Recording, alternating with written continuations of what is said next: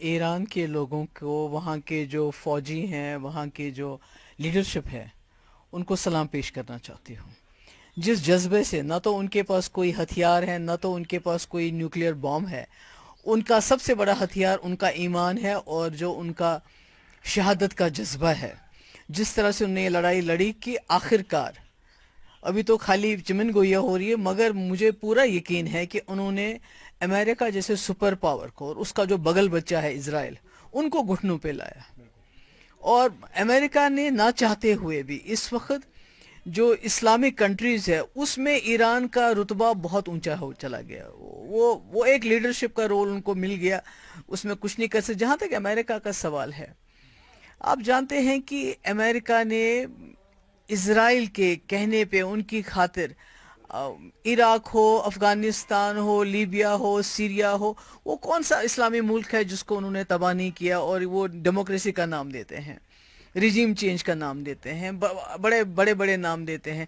پر اصل میں اگر دیکھا جائے تو آج اگر امریکہ اپنا یہ سبق یاد رکھے گا کہ انہوں نے جنگ میں اپنی ٹانگ ڈال کے، اپنی ٹانگ اٹکا کے، انہوں نے اپنی جو پریسٹیج تھی. دیکھیے، امریکہ کا پریزیڈنٹ بہت بڑا، اس کی ایک عزت ہوتی ہے، وہ بڑا مانا جاتا ہے. پر جب سے ٹرمپ آئے، انہوں نے اس امریکہ پریزیڈنٹ کی پوزیشن کو اتنا بلیٹل کیا ہوا ہے، اتنا سبورٹ کیا ہوا ہے، اس کو خود بھی پتہ نہیں ہے کہ میں آج کیا کہہ رہا ہوں اور ابھی کیا کرنے والا ہوں. تو مجھے لگتا ہے کہ پوری دنیا کے لیے خطرے کی گھنٹی ہے، خاص کر جو اسلامک ممالک ہیں، جنہوں نے اس کانفلکٹ میں، جب ایران اور اس کا آپس میں تھا، انہوں نے زبانی خرچہ چلایا، زبانی کہا. باقی حالانکہ بہت کچھ کر سکتے ہیں کیونکہ پیٹرول ہے، باقی ہتھیار ہیں ان کے پاس، وہ اس کا استعمال کر سکتے تھے، پر انہوں نے اس کا استعمال نہیں کیا.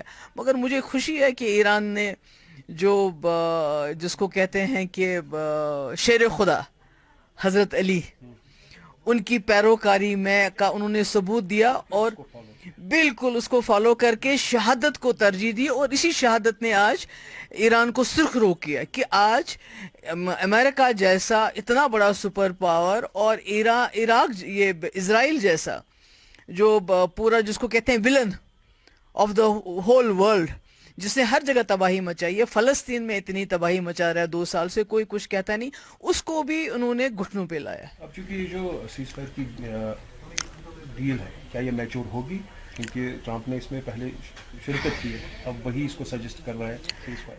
میرے خیال میں جو میں نے لیٹسٹ رپورٹ سنی کہ جو ایران نے شرط رکھی تھی کہ ہم اس سیز فائر کو تب مانیں گے اگر وہاں ایران کے ٹائم کے 4 بجے تک اسرائیل جو اپنے سارے جو ہے اس کے بعد کوئی حملہ نہیں کرے گا، اور اسرائیل نے اس کو فالو کیا، جس سے پتہ چلتا ہے کہ دونوں امریکہ اور اسرائیل چاہتے تھے یہ سیز فائر ہونا چاہیے. اور ٹرمپ کو قطر کی مدد لینی پڑی کہ بھئی آپ اسرائیل تو مان گئے، آپ ایران کو منوائیے. تو مجھے لگتا ہے یہ عالمی اسلام کے لیے، ہمارے ایمان کے لیے، ہمارے جو خاص کر جو شیعہ برادری میں جو جذبہ شہادت ہوتا ہے، وہ جان سے زیادہ اس کو ترجیح دیتے.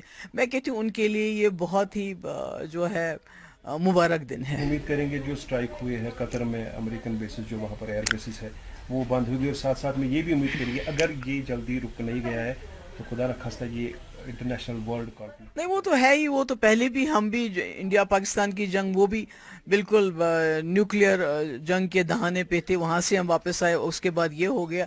تو میں سمجھتی ہوں اس میں سب سے بڑا رول امریکہ کا ہے، کیونکہ وہی یہ جنگیں شروع کرتا ہے، وہی چاہے ڈائریکٹلی انڈائریکٹلی اس میں آتا ہے. تو مجھے لگتا ہے کہ اس کا بڑا رول ہے. اور آج چائنا اور روس جو پازیٹیو رول کر رہے ہیں، جس طرح جو انہوں نے پیچھے جو سپورٹ کیا ایران کو کہ بھئی ایران اکیلا نہیں ہے، جبکہ ایران کو باقی اپنے جو برادر ملک ہیں انہوں نے اکیلا چھوڑ دیا. پر ان 2 ملکوں نے آگے آ کے امریکہ کو بتا دیا ہے کہ ہم اس ملک کے ساتھ کھڑے ہیں جس ملک کو آپ تباہ کرنا چاہتے ہیں. اس سے بھی ایک میسج چلا گیا، اور آج سیز فائر کی باتیں ہو رہی ہیں. نہیں، وہ تو نیچرلی صحیح بات ہے کہ جب بھی کسی ہمارے اتنا نزدیک خطہ ہے یہ، اس میں اور ایران کے ساتھ ہمارے بڑے پرانے رشتے رہے ہیں، اور یہ افسوس کی بات ہے کہ ہمارا ملک جو ایران کے ساتھ اتنے سالوں سے پرانے رشتے رکھے ہوئے تھے، وہ آج اس سے بالکل مخالف پالیسی اس نے اڈاپٹ کی ہے. مگر میں سمجھتی ہوں کہ یہ پورے خطے نہیں، پوری دنیا کے لیے اچھی خبر ہے کہ اگر یہ سیز فائر ہو جاتا ہے.